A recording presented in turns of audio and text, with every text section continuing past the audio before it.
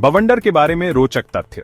बवंडर संयुक्त राज्य अमेरिका के मध्य पश्चिमी भाग में बनते हैं और एक घुमावदार तूफान बनाते हैं जो एक छोटे से मार्ग में विनाशकारी होता है।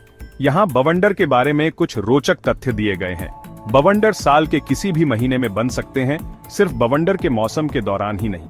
बवंडर का मौसम इस बात पर निर्भर करता है कि आप कहां रहते हैं, लेकिन मिडवेस्ट में यह 1 अप्रैल से 30 जून तक चलता है, जब लगभग 80% बवंडर आते हैं। हालांकि वे साल के किसी भी महीने में आ सकते हैं, कभी-कभी सर्दियों के बीच में भी।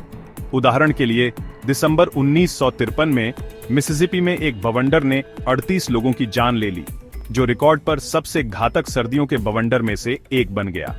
बवंडर दुनिया में कहीं भी आ सकते हैं, हालांकि वे संयुक्त राज्य अमेरिका में सबसे आम हैं। बवंडर हर जगह आते हैं जहां मौसम की परिस्थितियां उनके लिए सही वातावरण बनाती हैं, लेकिन सभी बवंडरों में से 75% संयुक्त राज्य अमेरिका में आते हैं। अमेरिका में वे रॉकी पर्वत के पूर्व में और अपलाचियन पर्वत के पश्चिम में मध्य मैदानों में सबसे आम हैं, लेकिन तटीय क्षेत्रों और सुदूर उत्तरी क्षेत्रों में भी उनका होना असामान्य नहीं है। संयुक्त राज्य अमेरिका में हर साल औसतन 1000 बवंडर आते हैं। बीमा सूचना संस्थान का अनुमान है कि संयुक्त राज्य अमेरिका में हर साल औसतन 1000 बवंडर आते हैं। हालांकि यह संख्या बहुत ज्यादा लगती है, लेकिन इनमें से कई बवंडर हल्के या मध्यम होते हैं जो बहुत कम नुकसान पहुंचाते हैं। अगर कोई नुकसान होता भी है तो बवंडर की हवा की गति 300 मील प्रति घंटे से अधिक हो सकती है। किसी तूफान को बवंडर मानने के लिए उसकी हवा की गति कम से कम 65 मील प्रति घंटा होनी चाहिए। हालांकि सबसे शक्तिशाली बवंडर की गति 300 मील प्रति घंटा से ज्यादा होती है। बवंडर सुपरसेल और नॉन सुपरसेल दोनों प्रकार के तूफानों से बन सकते हैं। सुपरसेल तूफान सबसे घातक बवंडर पैदा करते हैं। ये तूफान तब आते हैं जब हवा एक घूर्णनशील अपड्राफ्ट बनाती है। एक बार जब यह अपड्राफ्ट घूमना शुरू कर देता है और जमीन के स्तर से गर्म नम हवा को खींचता है, तो एक बवंडर बन सकता है। गैर सुपरसेल बवंडर आमतौर पर छोटे होते हैं और तब होते हैं जब कोई अपड्राफ्ट नहीं होता है, बल्कि गर्म या ठंडे मोर्चों से हवा के कतरनी के कारण जमीन के पास हवा का एक लंबवत घूमता हुआ हिस्सा होता है। यदि परिस्थितियां सही हैं, तो यह घूमता हुआ क्षेत्र फैल जाता है और बवंडर बन जाता है। यह रॉकी पर्वत के पास आम है, जहां मैदानों की गर्म हवा पहाड़ों से ठंडी हवा से मिलती है। बवंडर को उनके नुकसान के आधार पर एनहांस्ड फुजिता स्केल का उपयोग करके वर्गीकृत किया जा सकता है। उन्नत फुजिता स्केल बवंडर को हवा की गति के आधार पर मापता है, जिससे उन्हें EF रेटिंग नामक रेटिंग मिलती है।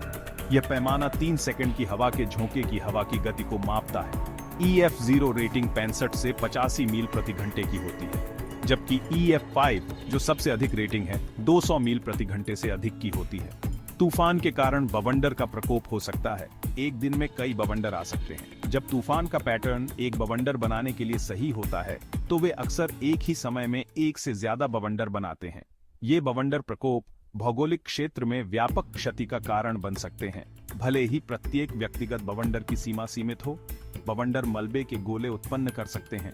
जब बवंडर किसी क्षेत्र से गुजरता है, तो वह मिट्टी, पेड़ों की टहनियां और पत्तियों के साथ साथ सभी तरह की मानव निर्मित वस्तुओं का मलबा भी उठाता है। ये मलबे की गेंदों के रूप में घूमते हैं, जिन्हें मलबे की गेंदें कहा जाता है, जिन्हें हवा इमारतों और कारों में फेंक सकती है, जिससे और अधिक नुकसान हो सकता है। बवंडर एंटीसाइक्लोनिक बवंडर बना सकते हैं, जो विपरीत दिशा में घूमते हैं। उत्तरी गोलार्ध में ज्यादातर बवंडर वामावर्त दिशा में घूमते हैं और दक्षिणी गोलार्ध में वे दक्षिणावर्त चलते हैं। प्रतिचक्रवाती बवंडर विपरीत दिशा में चलते हैं और यह क्षेत्र में केवल 2% बवंडरों को प्रभावित करता है। ये चक्रवाती बवंडर की तुलना में छोटे और कमजोर होते हैं। तो दोस्तों, ये थे बवंडर के कुछ खतरनाक तथ्य।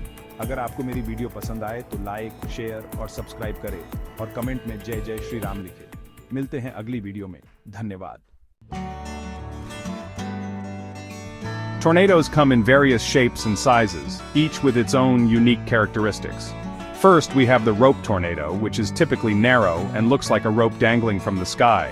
Then, there's the cone tornado, wider at the top and tapering down to the ground. Wedge tornadoes, on the other hand, are massive and can be as wide as they are tall. Lastly, we have the multi-vortex tornado, which contains 2 or more smaller subvortices orbiting around the main funnel. Each type presents its own set of dangers and challenges. The Enhanced Fujita Scale, or EF scale, is used to rate the intensity of tornadoes based on the damage they cause. It ranges from EF0, which indicates light damage, to EF5, which signifies incredible devastation. This scale helps meteorologists and emergency responders assess the impact of a tornado and plan accordingly. It's a crucial tool in understanding the destructive power of these natural phenomena. Tornado outbreaks occur when multiple tornadoes form from the same weather system. These can be incredibly dangerous, often resulting in widespread damage. In fact, some of the most devastating events in history have been tornado outbreaks. It's important to understand the conditions that lead to these outbreaks to better prepare and respond. When a tornado picks up debris, it creates what's known as a debris ball. These can be detected on radar and are often a sign of a particularly destructive tornado. The debris ball is a clear indication that the tornado is causing significant damage on the ground. This information is vital for meteorologists and emergency services to assess the severity of the situation. While most tornadoes rotate counterclockwise in the northern hemisphere, there are rare instances of anticyclonic tornadoes, which rotate clockwise. These tornadoes are less common but can still be very dangerous. Understanding the different types of tornado rotation helps scientists improve their forecasting models and warning systems. Tornadoes are one of nature's most powerful and unpredictable forces. By studying their behavior, patterns, and impacts, we can better prepare for these events and minimize their devastating effects. Remember, knowledge and preparedness are our best defenses against these incredible storms. Stay safe, stay informed, and always be ready to act when severe weather strikes.